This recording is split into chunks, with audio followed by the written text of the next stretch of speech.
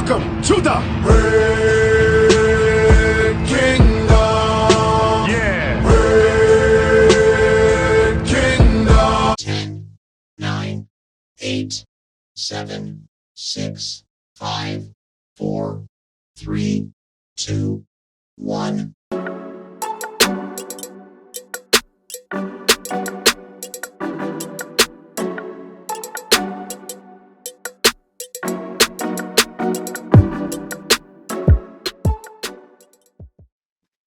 Hey guys, what's up? Welcome back to my channel. Today we have a very, very special guest with us today. I actually met her at CPAC, and before I introduce her, I want to go through a little bit of housekeeping items, and then we'll get into meeting this lovely, lovely woman. But please do not forget, before we start this video, it is crucial, crucial, crucial that you like, share, and subscribe to this video and to my channel. If you go into the description box below, you can follow me on all my social media platforms. I'm on Instagram, I'm on Facebook, I'm on True Social. The only thing I'm not on is Twitter because they don't support free speech. Well, none of them really support free speech, but I don't really like Twitter. But just make sure to do that because it's important to be able to beat the algorithm that has been set up to shadow ban a lot of accounts like mine where we talk about topics like I talk about.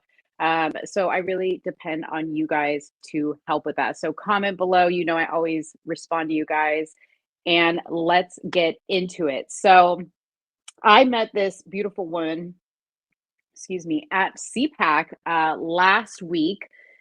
They were here in Dallas for about 3 days, and I actually didn't meet her until the last day that we were there. I had seen her when she came in to CPAC in the morning because I was out on the floor catching, some footage of some of the people coming in. And I see this really, really cute girl in this cute outfit, and she has a white outfit and a red Make America Great Again hat. And I thought to myself, okay, she's got style. I like what she's got going on. Her husband has the coolest mustache and the coolest sense of style. So the two of them together, you just can't miss them at all. And I'll put a picture below of her and her husband also so that you guys can see what they look like. Well, you'll see what she looks like, but I do want you to see her cool looking husband as well. So anyways, we were walking around in the general vendor area in the hall where they have all the vendors, and I spot Alex Stein, Primetime Stein. If you guys follow him on Instagram, he's the one that trolls school board meetings in Dallas, and just does crazy, crazy stuff. And he was standing there, and I thought, oh my gosh, I'm going to go grab him for an interview really quick. And Joeylynn and her husband were standing there talking to him, and she introduced herself to me, and she was like, hey, do you have a minute so I can talk to you? And I said, sure. She saw that I had a camera, so I think that, she figured out like I was there kind of doing interviews. So she started to tell me this crazy story about the experience that her and her husband have had. I'm not going to spoil it for you because I'm going to play a really short video clip so that you can see a little bit of an intro before I bring her on to talk about it. But she told me this story and I couldn't believe it. And I pulled her aside and I said, okay, well, let's do like a really quick little interview. Long story short, the video had audio issues and it didn't turn out well. So I reached out to her and I said, hey, I'd like to have you on my YouTube channel so I can interview you and we can get your story out there. And she was just like so gracious and so grateful for that because her and her husband literally go around and go to, events and wherever they could go to talk to people, to share their story. And they're just such an inspiration.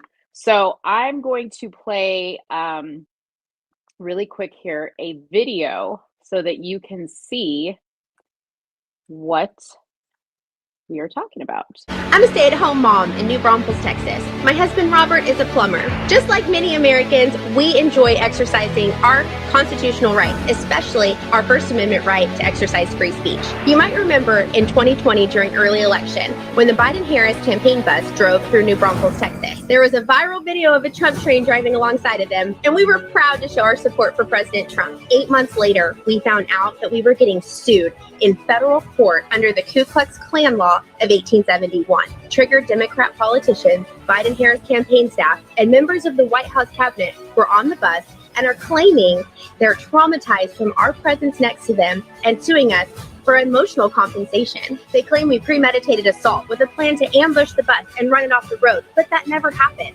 These malicious and frivolous lies are costing our family hundreds of thousands of dollars in the federal court system.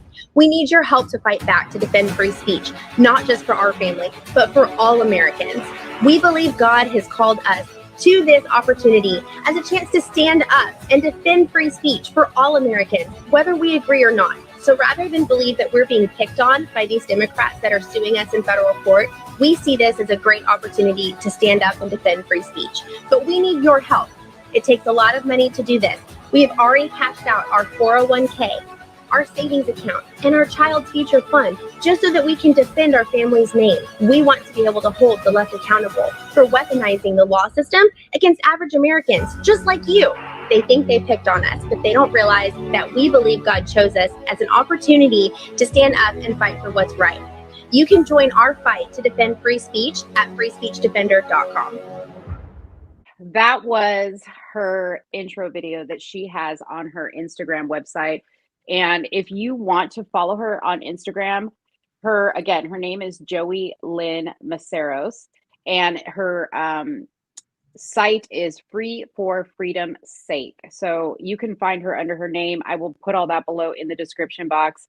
But without further ado, we are going to bring Joeylynn in so she can say hello. Hey, girl. Hey, how are you doing? Awesome. Thank you so much for having me on. You look beautiful. I love that top that you have, or maybe it's a Thank dress. It's a bodysuit from Zara.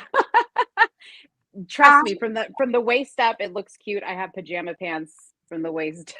That is so funny. I have a blankie on my lap because I'm freezing cold, so it doesn't matter what happens from the waist down on camera. I hear you. I'm the same way.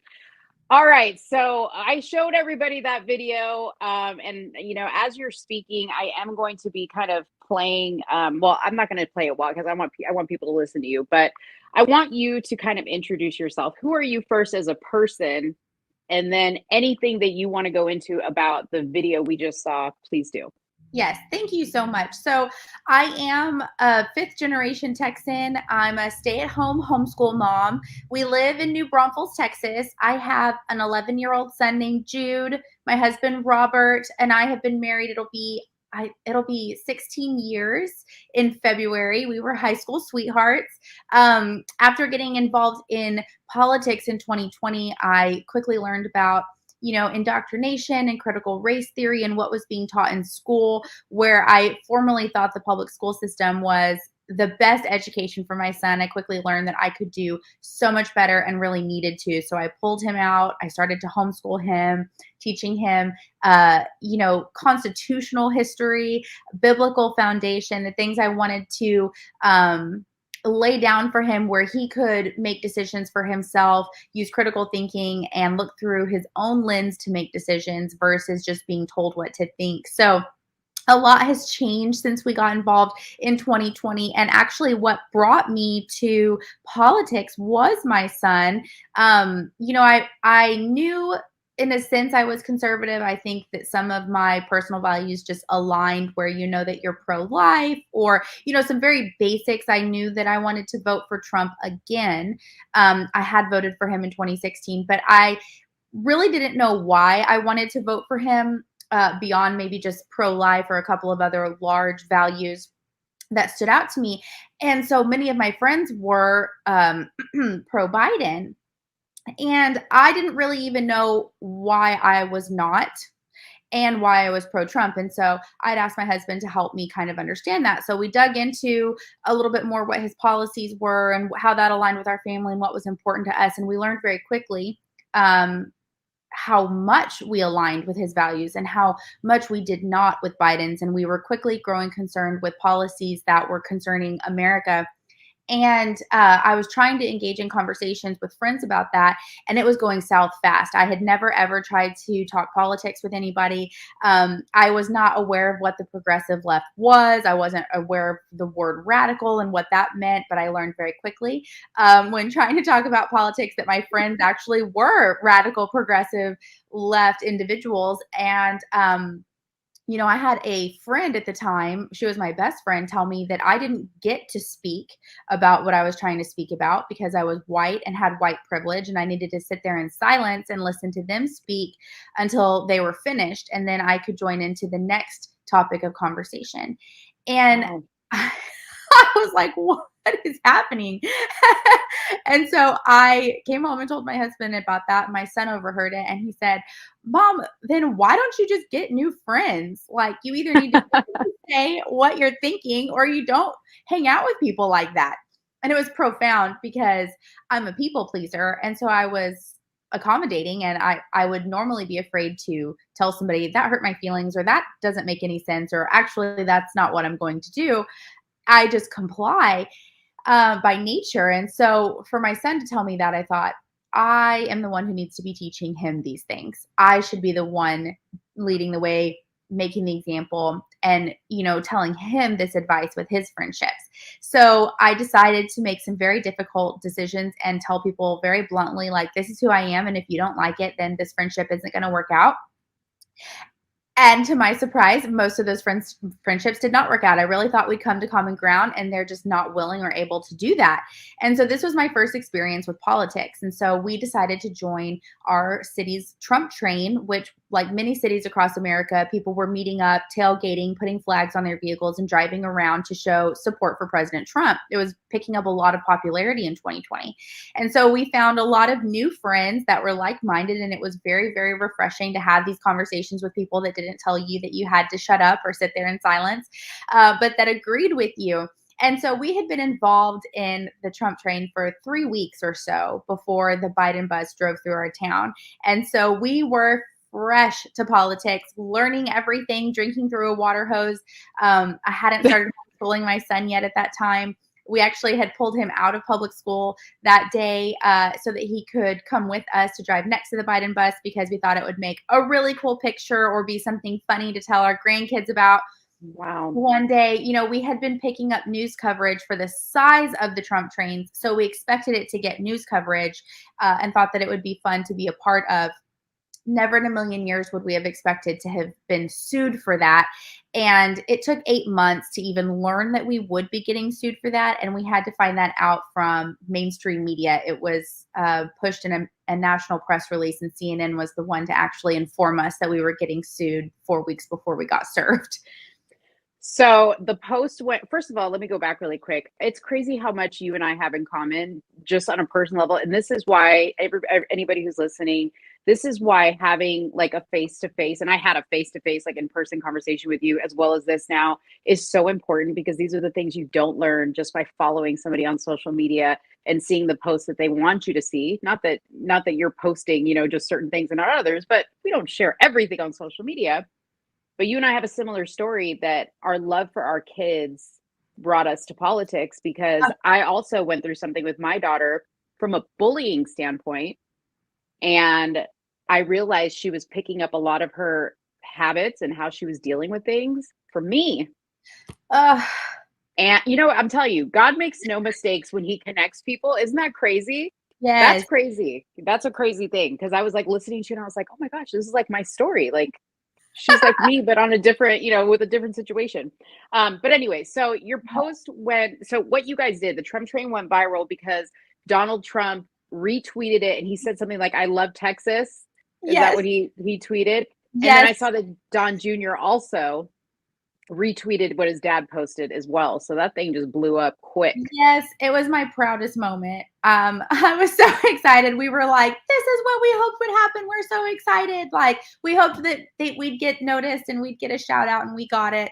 And so it's so crazy to me that something so harmless could be so falsely fabricated by the mainstream media and by the left, and that the politicians that are suing us in federal court would take those headlines, knowing that they're falsifications, and purge them by claiming that to be truth in a lawsuit and saying they're traumatized by that. It's shocking to me watching this tyrannical administration weaponize the law system against dissenting opinions or individuals that support their political opponents. It's horrifying. Mm-hmm.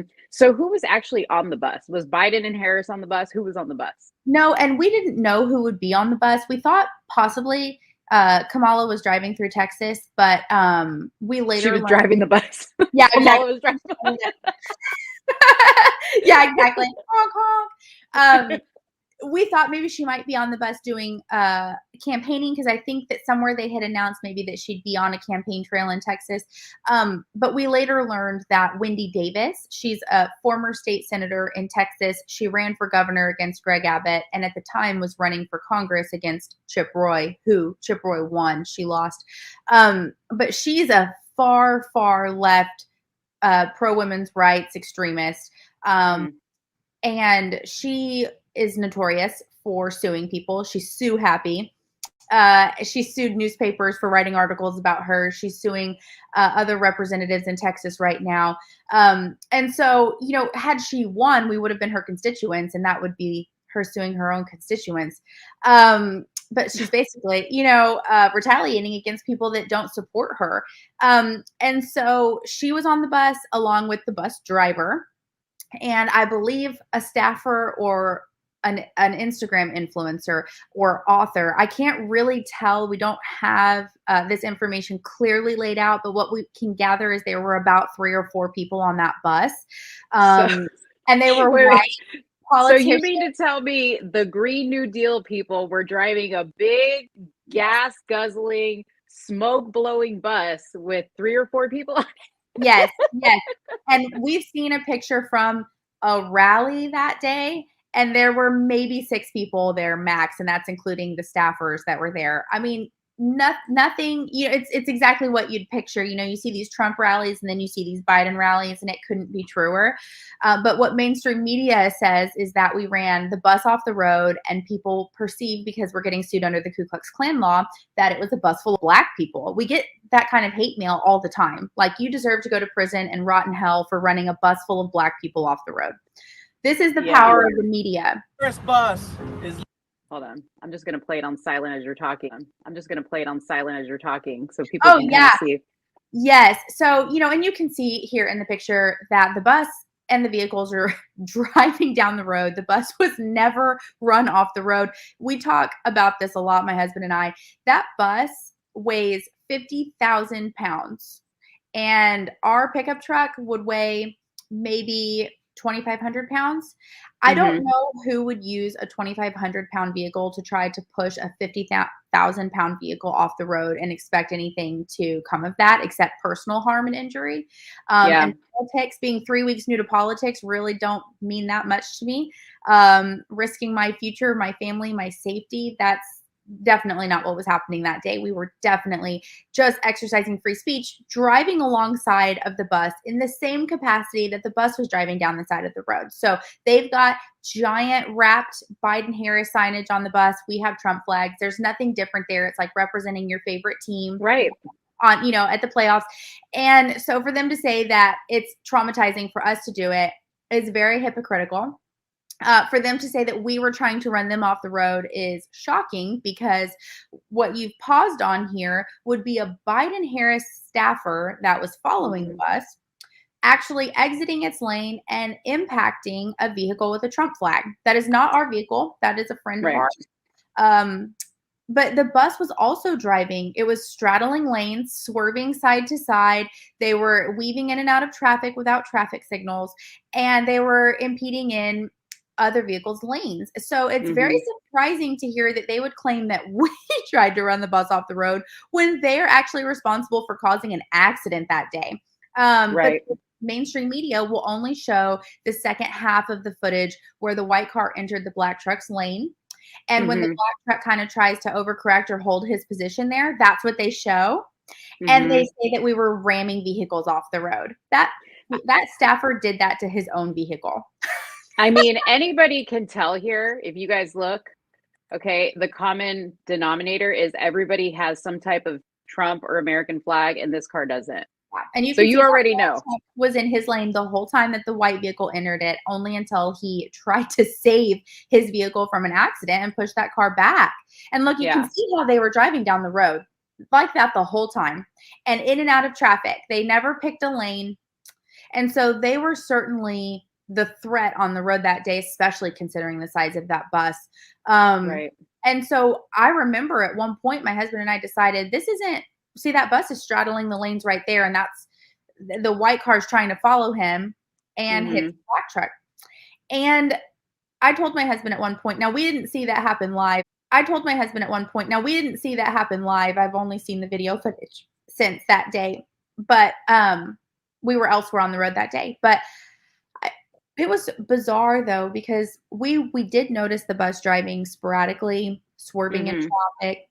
And I told my husband, this isn't really what I expected. Like, I thought we were going to drive behind the bus, all of us in a single file line with our flags, flying this glorious Trump flag that was miles long behind it. But the bus is driving 20 miles an hour. And in order for us to drive safely, there's no way we can stay behind the bus. Like, we're just going to have to keep up with traffic and keep driving. So let's just go home. The bus was just driving very unpredictably that day. And so it doesn't surprise me that they're feigning to be traumatized or that something other than what happened that day did. They called police, and our local city police officers responded that day and found nothing out of order, said that everything looked orderly, and gave the bus the escort that they requested through our town until it exited the town. Then into the next town, they called the police, and the police there did not respond with an escort and said they didn't have any free patrol cars to do that. They hadn't been given any prior heads up or notice that this vehicle wanted an escort. And if you're driving through a state, a red conservative state, with a giant bus with your brand and your logo on it, you're surprised when you get attention on the road. That doesn't make any sense to me. And so they were so offended and upset that the police did not provide them with an escort through the 5 minutes it would take to pass through their town on the highway, that they're also suing the police department and the city of San Marcos under wait a minute. law in federal court as well. Aren't these the same people that want to defund the police? Yes, in fact. Yeah, you're absolutely right. In fact, so these individuals suing us that were on the bus are funded by this lawsuit. They have funded by two Texas nonprofits, the Texas Civil Rights Project and protectdemocracy.com, I believe. And those two nonprofits on their website campaign to defund the police. So yes, the very people suing the police are also campaigning to defund the police. Absolutely. Jeez. Yeah. Like, these people have no shame. You know, it's like, where were they during the George Floyd riots when people were throwing themselves on cars and, you know, beating people up, you know, dragging store owners, like all that stuff? Like, there's no attention to that. Like, it's crazy, the double standard.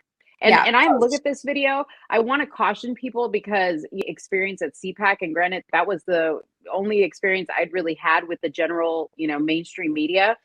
I saw with my own eyes them writing fake news and using pictures that they had, like, you know, because they would click their camera and get 50, you know, pictures out of one click. And then they take that one picture that just happens to look really weird, and they write some awkward post because all they're concerned about is going viral, right? Right. So this video, anybody who's smart would be able to say, okay, you can tell that that white car is not with the Trump train people, because they're the only ones not flying a flag.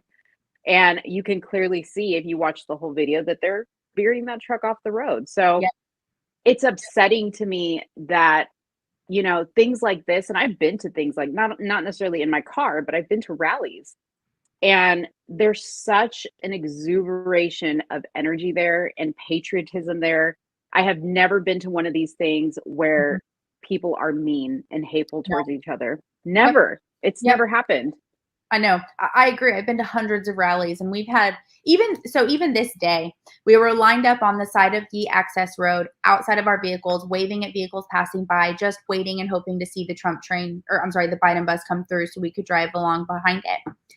And people were so excited to see us there. Truck drivers were honking. People were honking their horns, holding their MAGA hats out the window. But a lot of the left were one person barked at us like a dog. You know, I've had drinks thrown in my face from people driving by where I'm outside of my vehicle or standing there with a sign, Oh which is my God. actually assault. You know, like we've been harassed, we've been attacked. And even in the title of that video you just played, I noticed that the title of the video itself was Trump Train Ambushes Biden Bus, which is the word ambush they use often in the civil complaint, and media headlines use it as well.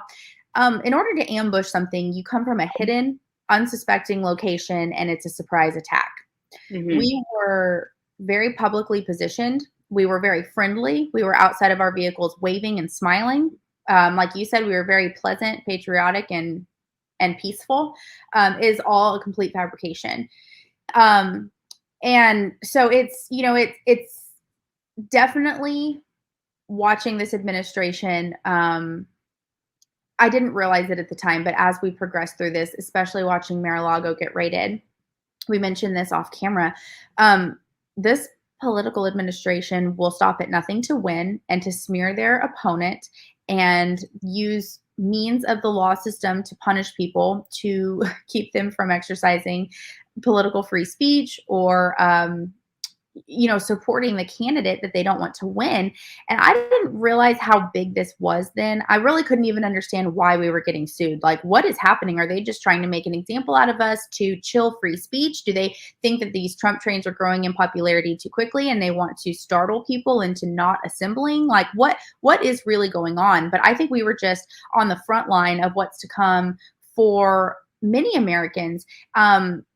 And I think they expected us to have already rolled over at this point. I don't think they thought we could hang into the game this long, especially at the rate we're accumulating attorney bills in federal court.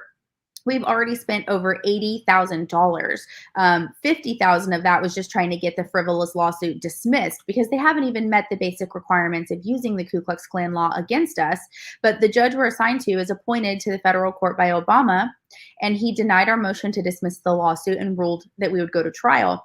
And now we're in the discovery phase of turning over whatever information they would like. We have absolutely nothing to hide because we did nothing wrong and the truth is on our side. But they're casting these very wide nets and trying to do a drag back to what it appears create some sort of further false narrative to support their falling house of cards. I mean, they have no substantial story. They have no evidence to support their false claims. And so these attempts at getting more information from us during discovery is sad and pathetic, but it's very costly. So now we're at about $80,000 playing these games with them. But by the grace of God, we've managed to raise $181,000 in a Give, Send, Go fundraiser account. And thanks to we the people who are linking arms and standing with us to fight this fight, to fight back and hold the line for free speech. You know, they wanted to make an example out of us, but I think we're going to make an example out of what happens when, you know, patriots stand together and defend their constitutional rights. We're going to get a victory for First Amendment rights. That's our plan here, is to really, really be equipped to fight back. We absolutely can't let them get away with stuff like this because it sets a precedent at a national level that they can continue doing this to other Americans that dare to disagree with them. No crimes were committed. This is not a criminal lawsuit. This is a civil lawsuit. So these politicians, influencers, and White House staffers under the Biden administration are suing us because they want financial compensation for being offended at our support of a political opponent. But they lie to agitate the left followers, the media headlines, and say that we had a plan to run the bus off the road. And our intent by driving down the road with Trump flags and American flags was to suppress Black and minority voter rights. Yeah, that's what's crazy. So you were sued under that Ku Klux Klan law, which I didn't even know. I was like, how does that even relate? Because when I think of Ku Klux Klan, I'm thinking of people like in white hoods, right? You know. But I was reading up on it a little bit. But I'm going to come back to that. I want to really quickly, while we're on the topic of your, you know, trying to raise money. Yeah. And you guys, please understand, you know, the money is so crucial. I know a lot of times people are like, oh, you know, I'm very careful about who I give to.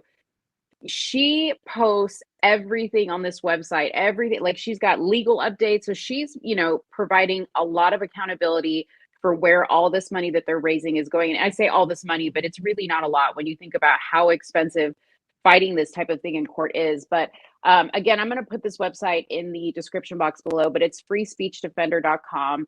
Here's her cute husband. I just wanted to show this picture because this is the cutest picture. You could go here and click to join the movement, and then if you want to do a donation, you can go here. She also has a tab here where you can see the latest on her legal updates, which is amazing. You put a lot of work into this. Thank you. Because people could just be like, oh, I'm going to do a live really quick and just give an update. You really don't know, but I mean, you're posting a lot of stuff here, which I think is great, because I think it's important for people to see what this process really looks like for somebody. And it's not to discourage people from being patriotic and exercising your rights. Please don't get that as the message that we're trying to send. The message we're trying to send is, I am giving her a platform to talk about this because the mainstream media has not given her the platform she deserves. Granted, she's been on articles. I think Alan West interviewed you. You've been on Diamond and Silk.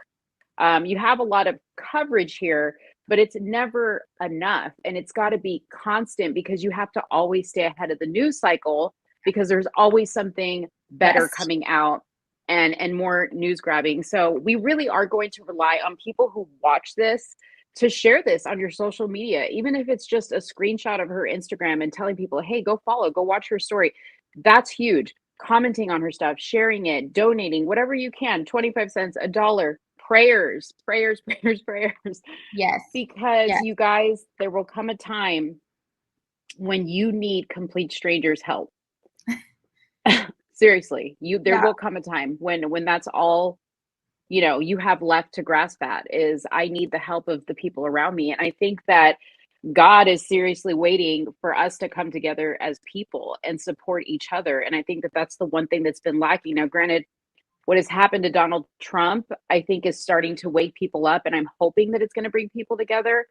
And I say, well, if that's what did it, then so be it. I'll take it. If that's what brought people together to fight against the tyranny that is headed our way, because they're going to amp this up fast and hard now, because people are starting to post about it. So they're going to start censoring more. You and I just experienced this morning. I can't even follow you on Instagram. I can't follow anybody on Instagram. They take followers away from me. They shadow ban me here. I mean, we just have to keep supporting each other. That's it. Yeah. That's it. I love that you said relying on complete strangers. That is exactly where we're at, especially having lost our core friend group right at the onset of this happening, and then making all these new friends who, even we lost some of those. There were people there with us that day that said, you understand why we don't want to continue associating with you, right? Because they could come for us next, and we don't want what's happening to you to happen to us. That is not the approach that we, the people, need to be taking to stuff like this right now. That's exactly what they want. And so I love that you said, we don't want the message to be intimidation, because that's the name of the game here. That's the goal. Our hope, our family believes that God called us to this, and we are going to see a victory for First Amendment rights. And so we hope to be an inspiration to people, that they see when something like this does happen, that there are complete strangers that will be there to help, pitch in, $5 at a time, $1 at a time. The prayers there makes a way. That's how our fundraiser has made it to $181,000 with very little news coverage. We've had some great podcasts. We've met some awesome people, but our politicians aren't reacting to this. Our politicians aren't speaking out about it. We know that big hitters in the game are aware of this going on, yet they're not talking about it. So we are completely relying on we, the people. And it's a beautiful thing when just these small percolating drips accumulate to huge impact, then our voices really are heard. And we can set the precedent, and we can defend our God-given constitutional rights. And so that's our hope here, is that we would have a message of hope, and relying on God that loves truth and justice, and he brings all things to the light. And so we're just going to put one foot in front of the other and go through this as we're called. But we have great expectations that wonderful things are going to come from this, and there's going to be a tide turning. We're going to get to be a part of that. So what's the timeline of the legality stuff of it? Like, as far as, you had a gag order placed on you, obviously. But what is the timeline? Like, what do we expect as far as, getting to some type of resolution here? Because I know that what they want is money. They want Yes. compensation, right? Yes. And they haven't even indicated what that is. They have alluded to very large amounts by indicating that the bus driver is so traumatized from driving down the road next to us that he's never able to drive a bus again, and he needs his salary compensated, which is between $600,000 and $700,000 annually. That I yeah, bet it is. I know. So we joke that we're Wow. just going to get a job driving Biden's bus so that we can pay for this lawsuit. But it's obviously a fabrication. It's been over 13 months and they have not produced pay stubs to support that kind of a claim, and they won't because it's false, it's fabricated, much like this whole lawsuit. But they're indicating these loss of wages for being traumatized, and we all know that that's going to be significantly inflated. And they're going to want their attorneys' fees covered, and they have over 20 attorneys and the largest law firm in the world. So at this point, they've probably already accumulated more than $1 million or $2 million in legal fees, I could assume. Wow. Just with the sheer amount of attorneys they have and the amount of time this kind of stuff takes, and they're frivolous with it. So, they're going to seek that kind of support, but they know we don't have that money. I'm a stay-at-home mom. We're a single income family. We've spent every penny we have to even make it this far just to defend ourselves. And now we're relying on the American people to fundraise to help us fight back. They know they're not getting anything out of us. So what is the real agenda here? What makes you want to keep showing up, wearing your Make America Great Again? Because I think most people would have something like this happen and they would just be like, okay, we're going to be quiet. We're just going to sink away into a little cave so nobody sees us. You know what Yeah. I mean? But you're out there rocking the red hat. You guys are talking about, I mean, you're not afraid. And I love that. I know that you have an extreme amount of faith, in God. Yeah. Maybe that's it. Maybe that's what keeps you going. And I say that's it, but that's a lot. Yeah. You're What, bringing tears. Yeah, you're bringing tears to my eyes. That's exactly. That's God's grace. That's his goodness. He doesn't stop showing up. We did want to stop fighting when we first found out about the lawsuit. It was terrifying. We didn't understand it. We found out about it from CNN online, and we hadn't even seen the paperwork, and we didn't know what was happening. And we were very scared. And then we got served the paperwork 4 weeks later, and we read through it and realized we didn't do anything wrong. We were exercising our God-given rights, and we knew it was important. And even though we didn't want to be in the fight, that we had been chosen, and it was our job to strengthen our spine and to fight back. And God gives us the strength each day to do that. And he's been so faithful to provide amazing people like you that give us the opportunity to tell our story, that gives us the hope to keep going. And as we reach people that say things like, thank you so much for fighting for my grandkids, or thank you so much for standing up for what's important. I don't have the confidence to do that, but I appreciate that you're doing it. Really just we understand how important it is, and God's grace has been sufficient because our own strength is definitely not enough. So it's been very, very exhausting, but very rewarding. This isn't work we would have ever chosen, but what I love is that that's who, God picks the most unsuspecting people for such interesting roles, and it's who would have thought that just a stay-at-home mom driving down the road with a Trump flag would be able to fight for free speech rights. That's crazy to me that I would have an opportunity to do that. And so I feel like this is a God-given purpose, and it deserves all the effort that I can give to it. So even when I don't feel like it, it's important work and it needs to be prioritized. So I love that the concept of what's in your hand, that's what you can use to make a difference in your community or in the kingdom of heaven. We've seen time and time again in the Bible that Jael used a tent peg to conquer a king, or that David used a stone and a slingshot, or, Mary was a 15-year-old virgin, or 14-year-old virgin. God qualifies us. We don't need to be qualified to do something big and important, and we are living proof of that.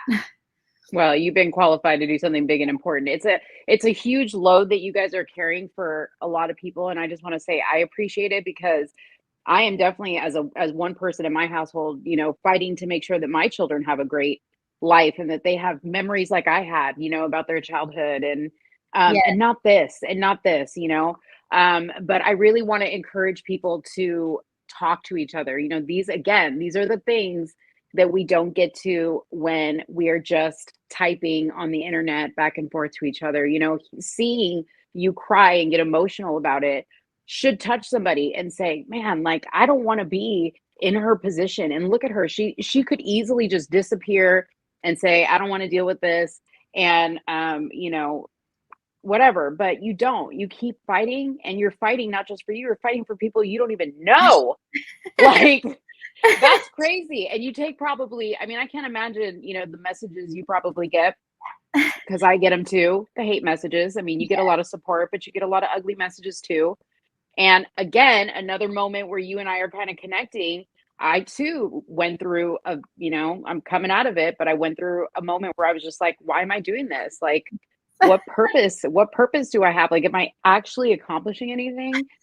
And I just had to go silent for a second and really think about it and pray and go, okay, God, like if there's something else for me, tell me now so I can shut down the YouTube channel, go back to posting pictures of my cats and what I ate for dinner.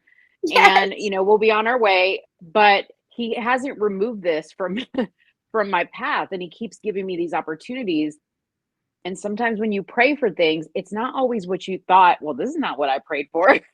it's so true. It's Yeah. so true. I had a random stranger approach me just a few weeks after the lawsuit, and he said, I have a word from the Lord. Are you ready to receive it? And the friends that I was with were like, this guy's a weirdo. We got to go. And I was like, y'all go. I need to hear what this man has to say. And so they're like, the whole time, they're like, come on. Like, we don't know this guy. We need to leave. And I'm like, really, guys, I just need you to give me a second. I really do want to hear what this man has to say. And he said, without having any context of this story, he just looked me dead in the eyes and he dropped to his knees and he said, did you not say, here I am, Lord, send me? And I Wow. was like, oh my gosh. And he quoted a Bible verse. And the Bible verse said that the Lord would hold me up in his right hand and that I would be victorious. And from that time moving forward, there's just not been a doubt that I accidentally prayed our family into this. I'm sorry for that. Because for years I would pray things like that, but I didn't understand what I was praying for or asking for. And again, I would never choose anything like this. And for years I was raised in that American church, the prosperity gospel that's like, if you serve Jesus, you'll have an easy life, a simple life, a happy life. And Yeah. it's through this that I've gotten very close to the Lord and I read my Bible for comfort, strength, and encouragement every morning. And it's shocking to me really how much current events line up with biblical events.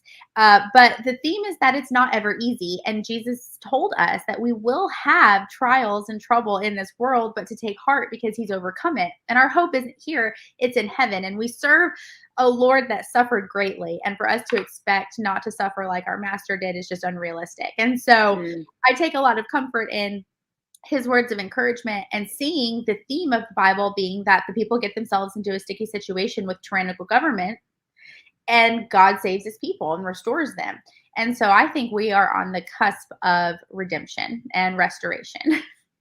I think so too. I think, but I do think that, we're going through a huge learning lesson here. Yes. But I think it's going to be a big payoff. I really do. So, Yes. Yes. I agree. man, Persevere. I am so happy that the conversation went where it went because you and I had a conversation before we, hit the record button, and we were like, okay, we're going to talk about this. But I love like when it gets to like deep emotion, like that's my forte. Like I love to connect with people like that. I love for other people to see that side of people because I think God gave me the skill that people feel comfortable with me and they open up and I'm sincere with them and I think people are sincere with me. And I'm so glad that people got to see your heart today.